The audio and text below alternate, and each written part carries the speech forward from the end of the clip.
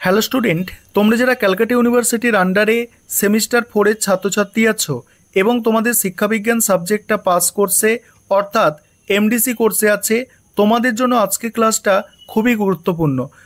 আজকের ক্লাসে তোমাদের CC4 এবং CC5 এই দুটি পেপারের সিলেবাস নিয়ে বিস্তারিত আলোচনা করব। তোমাদের সেমিস্টার 4-এ এডুকেশন এমডিসি কোর্সে দুটি পেপার পড়তে হয়, CC4 পেপার এবং CC5 পেপার। এই দুটি পেপারের সিলেবাস তোমরা আজকে ক্লাসে ভালো করে বুঝে নাও।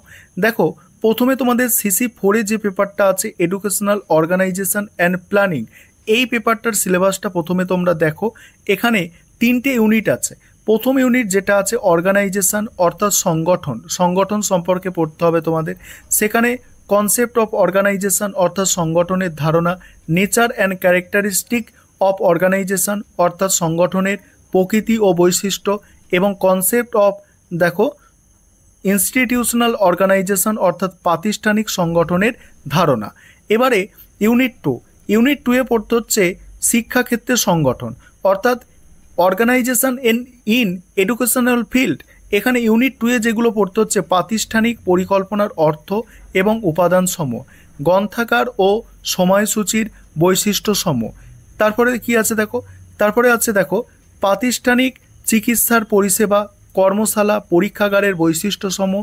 এবং 3 নম্বর ইউনিটে কি আছে দেখো, 3 নম্বর ইউনিট আছে শিক্ষাগত পরিকল্পনা অর্থাৎ এডুকেশনাল প্ল্যানিং। এখানে কি পড়তে হচ্ছে দেখো, শিক্ষাগত পরিকল্পনার অর্থ ও লক্ষ্য উদ্দেশ্য। নেক্সট আছে দেখো শিক্ষাগত পরিকল্পনার ধাপসমূহ। তারপরে আছে দেখো শিক্ষাগত পরিকল্পনার ধরন ও তাৎপর্য।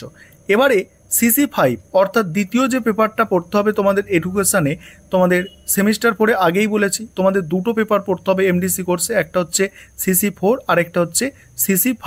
এবার CC5 পেপারের তোমরা সিলেবাসটা দেখে নাও। আর কোয়েশ্চেন প্যাটার্ন কি, কোয়েশ্চেন প্যাটার্ন তোমাদের থার্ড সেমিস্টারে যেমন ছিল ঠিক কোয়েশ্চেন প্যাটার্ন সেম আছে। অর্থাৎ থার্ড সেমিস্টারে তোমরা সিসি পেপারে পরীক্ষা দিয়েছো যে কোয়েশ্চেন প্যাটার্নে, সেই কোয়েশ্চেন প্যাটার্নই কিন্তু সেমিস্টার 4-এ ফলো করা হবে। এবার দেখো তোমাদের CC5 পেপারের সিলেবাসটা বুঝে নাও। আরেকটা বিষয় তোমাদের এখানে বলে নিই, তোমাদের এই যে পেপার দুটো আছে এই পেপারের সিলেবাস তো আজকে আলোচনা করে দিলাম। সাজেশান খুব তাড়াতাড়ি তোমরা পেয়ে যাবে এই দুটো পেপারের ওপরে, এবং যখন আমি সাজেশান আপলোড করব তখনই তোমাদের স্টাডি মেটেরিয়ালের ব্যাপারে একটু বলে দেব, ঠিক আছে?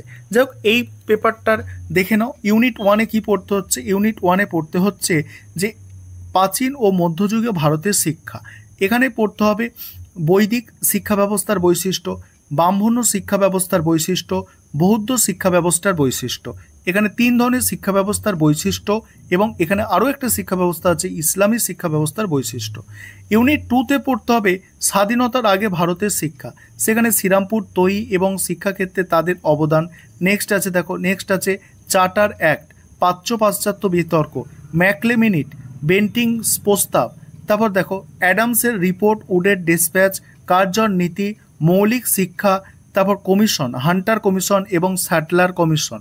তারপর 3 নম্বর ইউনিট হচ্ছে স্বাধীনতার পরে ভারতের শিক্ষা। সেখানে হচ্ছে রাধাকৃষ্ণন কমিশন। এখানে উদ্দেশ্য গ্রামীণ বিশ্ববিদ্যালয়ের ওপর গুরুত্ব দিতে হবে এখানে। তারপরে আছে দেখো মুদালিয়ার কমিশন, এখানে উদ্দেশ্য আর হচ্ছে গঠন মুদালিয়ার কমিশনের। তারপরে কি আছে দেখো, তারপরে কোঠারি কমিশন, উদ্দেশ্য গঠন প্রাথমিক ও মাধ্যমিক শিক্ষার পাঠ্যক্রম। তারপর NEP আছে, ঠিক আছে, NEP আছে জাতীয় শিক্ষানীতি। প্রধান বিষয় যেগুলো আছে সেগুলো হচ্ছে দেখো 1986, 1992 এবং 2020। এই হচ্ছে তোমাদের দুটি পেপার অর্থাৎ CC4 এবং CC5 পেপারের টোটাল সিলেবাস।